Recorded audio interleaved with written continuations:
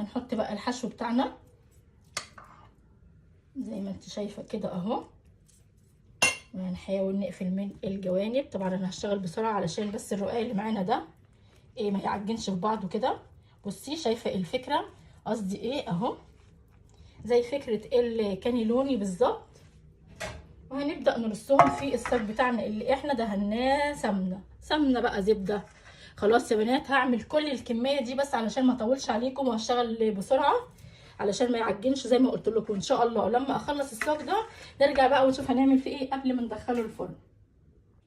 خلاص يا بنات بصوا اهو بعد ما لفيته بالشكل ده، بس هو الحقيقه الصاج ما كفاش زي ما قلت لك، انا اشتغلت فيه بسرعه قبل طبعا ما ايه هيعجن في بعضه. انت لو يعني لو خايفه انه يعجن ما تحطهمش فوق بعض زي ما انا حطيتهم. خلاص انا طبعا اتصرفت بسرعه وعملت بسرعه يعني، فنفع معايا ما تقطعش يعني الحمد لله.